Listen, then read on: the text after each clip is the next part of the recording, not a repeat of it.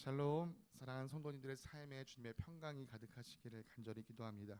오늘은 신년 특별기도의 2일차입니다. 어제는 우리가 진리의 허리띠에 관해서 함께 살펴보았습니다.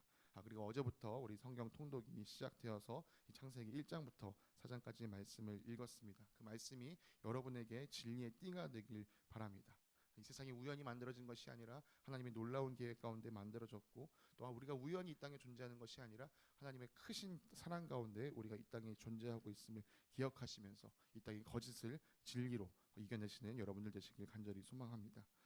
오늘은 우리가 에베소서 6장 10절에서 13절까지의 말씀 다시 한 번 더 읽고, 두 번째 정의의 가슴막이에 대해서 좀 더 우리가 깊숙이 생각해보는 시간을 갖고자 합니다. 오늘 우리가 함께 읽을 말씀 에베소서 6장 10절부터 13절까지 말씀 우리 한 목소리로 함께 읽겠습니다.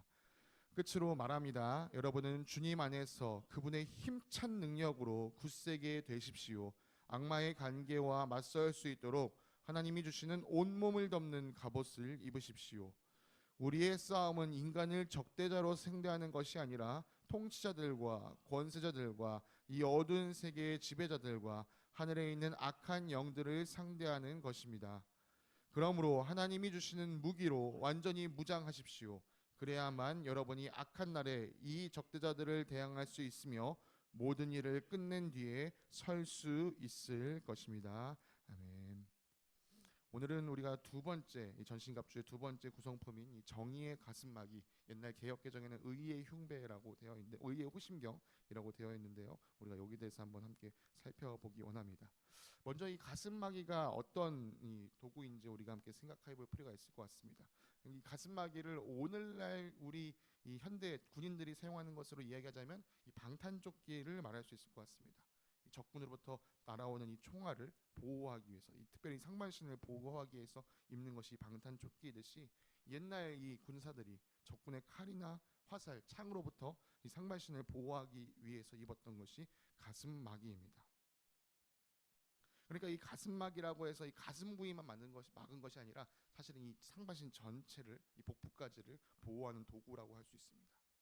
좀 더 쉽게 말하자면 이 몸 자체에 부착한 방패자라고도 생각할 수가 있을 것 같습니다.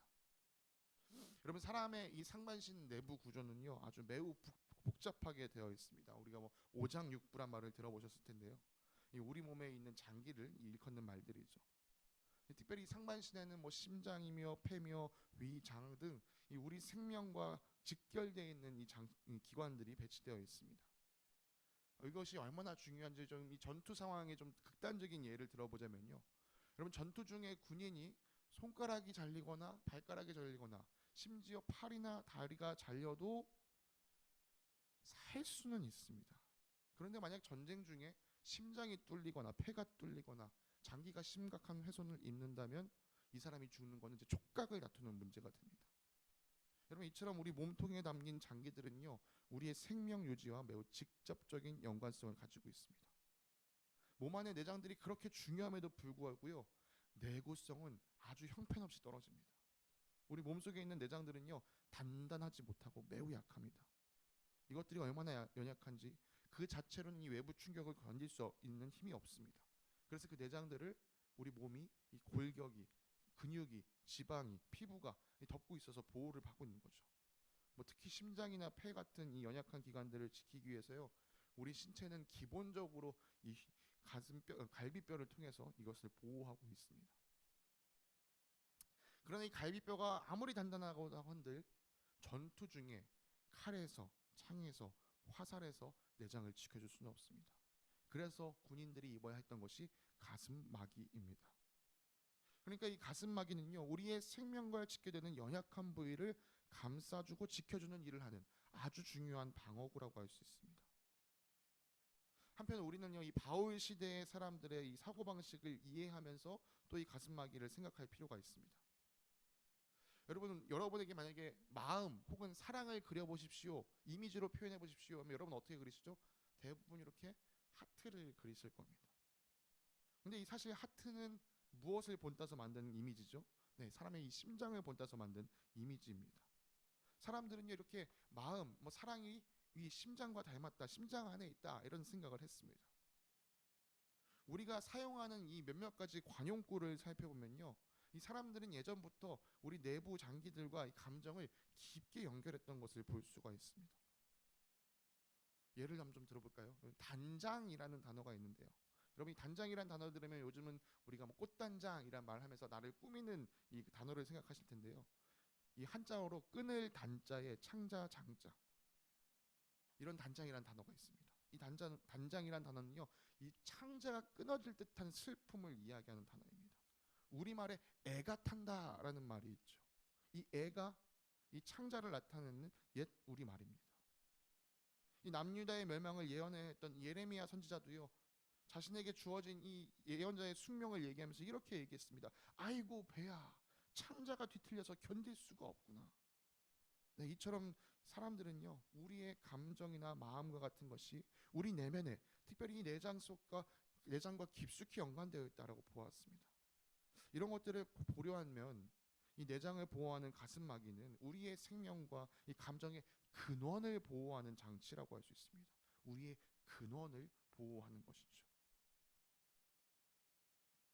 바울은 이 영적 전투에서 우리를 지켜주는 가슴막이가 정의다라고 얘기했습니다. 여러분, 정의라는 단어를 들으시면 여러분 어떤 것이 먼저 떠오르시나요? 저는 이 정의라는 단어를 생각했을 때, 여러분들 흔히 우리가 정의의 여신상이라고 말하죠. 이 눈을 가리고 한 손에는 저울을 들고 있고 한 손에는 칼을 들고 있는, 저는 이제 그런 동상의 이미지가 떠올랐었습니다. 뭔가 옳고 그른 것을 분명하게 판단하는 것이 정의다. 그리고 오른쪽의 일을 행하는 것이 정의로운 삶이다. 이런 생각을 하는 것이죠. 그래서 어떤 사람들은요, 이 정의의 가슴막이는 우리가 정의롭게 살면서 얻을 수 있는 것이다 라고 말하기도 했습니다. 그러나 바울이 말하는 정의의 가슴막이를 이해하기에는 그것은 좀 부족한 결론입니다. 여러분, 어제도 잠깐 말씀드렸지만요, 우리가 영적으로 입어야 하는 이 전신갑주는 결코 우리 스스로 준비할 수 있는 것이 아닙니다. 만약 우리가 그것을 스스로 준비할 수 있는 것이라고 한다면 하나님께서 그것을 주신다라고 말하지 않았을 거예요. 너희가 준비해라라고 이렇게 이야기했겠죠. 그런 점에서 이 정의의 가슴막이 역시 우리가 스스로 도덕적으로 선하게 살아서 이루어지는 자기 의를 말하는 것이 아닙니다. 그렇다면 우리의 영적인 생명을 지켜주는 이 정의의 가슴막이는 무엇일까요? 저는 그 힌트를 바울이 쓴 다른 편지, 이 빌립보서에서 찾았습니다. 빌립보서 3장 9절 말씀을 읽어드리겠습니다. 나는 율법에서 생겨나는 나 스스로의 의가 아니라 그리스도를 믿는 믿음으로 말미암아 오는 의, 곧 믿음에 근거하여 하나님에게서 오는 의를 얻으려고 합니다.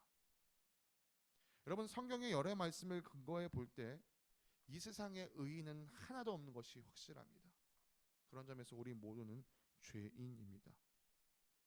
우리 중 그 누구도 구원받을 만한 자격이 스스로에게 있는 사람은 아무도 없습니다. 사탄은 이 사실을 집요하게 파고듭니다. 우리의 연약함을 계속해서 지적하면서 우리에게도 이렇게 공격합니다. 야, 네가 여전히 그렇게 살고 있으면서, 여전히 그런 죄 가운데 있으면서 네가 진짜 그리스도인이라고 할 수 있어?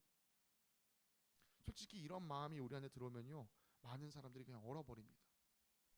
사탄이 하는 말이 맞다고 여겨지기 때문이죠. 인정이 되기 때문이에요. 그런데 여러분, 내가 그리스도인이 진짜 그리스도인이 맞나라는 이 사실이 흔들리면 우리 영혼은 어떻게 됩니까? 어떤 위기에 처합니까? 주님께서 허락하신 이 구원에 대한 확신, 구원의 감격이 흔들리게 됩니다. 영생이 내게서 느껴지지 않는 것처럼 여겨집니다. 다시금 죽음의 공포가, 불안이 나를 엄습하고 수치심이 우리를 덮어버립니다. 네, 여러분, 우리가 죄인이라는 사실을 비집고 들어와서 참소하는 이 사탄의 예리한 공격을 우리 스스로는 막아낼 수가 없습니다. 그런 우리를 위해 주님께서 우리가 의로워지는 새로운 길을 내셨습니다. 의롭지 않은 우리가 주님으로부터 의롭다고 칭함을 받음으로 사탄의 그 공격을 무마시킬 수 있습니다. 여러분, 어떻게 우리가 의롭다고 칭함을 받습니까? 하나님께서 그리스도 예수를 통하여 나의 모든 죄를 갚아주셨다는 사실을 믿을 때, 그 복음을 믿을 때 우리가 의롭다 칭함을 받습니다. 하나님은 그 사실을 믿는 자들의 죄를 모두 말끔히 잊어주십니다. 동해 서에서 먼 것처럼 정말 흰 눈보다 더, 양털보다 더 희게 우리를 만들어주시고 그리스도의 의를 우리에게 덧입혀 주십니다. 여러분, 우리가 갖추어야 할 이 정의의 가슴막이는요, 그리스도 예수를 믿음으로 우리에게 주어지는 칭의라고 할 수 있습니다. 내가 실제로 의로워서 생기는 의가 아니라 믿는 자를 의롭다고 여겨주시는 그 하나님의 은혜 덕분에 우리에게 이 가슴막이가 주어지는 것이죠. 이 가슴막이를 지녔을 때만이 사탄이 예리하게 비집고 들어오는 그 공격을 막을 수 있습니다. 야, 네가 그러고도 그리스도인이라고 할 수 있냐? 그럼 우리는 이렇게 대항할 수 있는 거예요. 그래 사탄아, 나는 이 세상을 살아가는 동안 너의 공격에 넘어지기도 하고 자빠지기도 해. 그러나 나는 내 의를 의지하지 않아. 나를 위해 십자가에서 피를 흘려주신 예수 그리스도의 보혈을 의지해서 나는 오늘도 주님 앞에 나아가는 거야. 여러분, 이 말을 있는 그대로 믿으신다면요, 우리 안에 있는 이 구원의 감격이 지워질 리가 없습니다. 왜냐하면 이 고백 자체에 나는 인정받을 수 없어, 나는 구원받을 수 없어, 내가 구원받는 것은 예수 그리스도 덕분이야 라는 고백이 담겨있기 때문이죠. 복음으로부터 비롯된 이 하나님의 의, 이 칭의를 우리의 가슴막이로 입어야만 합니다. 말씀을 마무리하겠습니다. 정의의 측면을 놓고 보았을 때 우리는 정말 연약한 존재입니다. 우리가 가진 우리의 선함은, 우리의 정의는 겨우 갈비뼈 정도의 역할만 감당할 수 있을 뿐입니다. 갈비뼈만으로는 영적 전투에서 우리를 지킬 수 없습니다. 사탄의 예리한 공격에서 우리를 지키려면 우리를 감싸주시는 하나님의 정의가 필요합니다. 하나님은 복음을 믿는 자들을 의롭다고 여겨주신다고 말씀하셨습니다. 우리가 취해야 할 정의는 바로 그것뿐입니다. 그리고 그 복음으로 말미암아 누리는 구원의 감격으로 여러분의 생각과 감정을 무장하셔야 됩니다. 수시로 우리에게 생기는 감정들이 있습니다. 여러분, 제가 이 복음의 감격으로 우리의 감정을 무장해야 한다고 해서 여러분 안에 드는 그 감정들 자체를 무시하라고 말씀드리는 게 아니에요. 그것을 억지로 억누르라고 말씀드리는 것이 아닙니다. 그런 것들이 불쑥불쑥 튀어나오죠. 여러분들 그것을 느낄 수가 있습니다. 그러나 그것에 여러분의 마음을 내어주지 마십시오. 왜냐하면 우리 안에 있는 이 구원의 감격은 그 무엇으로도 뛰어넘을 수 없는 가장 큰 감격이기 때문입니다. 사탄은 끊임없이 저와 여러분에게 유혹할 것입니다. 너의 의를 너의 방패 삼아, 너의 의를 너의 가슴막이 삼아. 그 거짓에 넘어가지 마십시오. 여러분, 우리의 의는 사탄의 공격에 쉽게 깨어질 수밖에 없습니다. 사탄의 그 어떤 공격에도 끄떡없는 하나님의 의, 주님을 믿음으로 우리에게 주시는 그 의로 가슴막이를 입으십시오. 우리를 의롭다고 여겨주시는 하나님을 의지하셔서 이 사탄의 공격에 움츠려들지 말고 당당히 가슴을 펴시고 이 전투에 임하시기 바랍니다. 우리 대장 되시는 예수님께서 이 일을 위하여 우리에게 피를 흘려 주셨습니다. 그 피를 믿으면서 이 영적 전투에 나서는 저와 여러분들 되시기를 간절히 바랍니다. 이 시간 우리 말씀을 기억하시면서 또 함께 찬송을 부르시고 함께 기도하는 시간 갖기 원합니다. 여러분, 이 우리가 치르는 이 전쟁이 우리에게 속한 것이 아니라 하나님께 속하였다는 것을 기억하시면서 주님, 오늘도 이 영적 전투를 치르기 위해 나는 주님의 도우심이 필요합니다. 우리 고백하며 나아가는 우리들 되기를 간절히 소망합니다.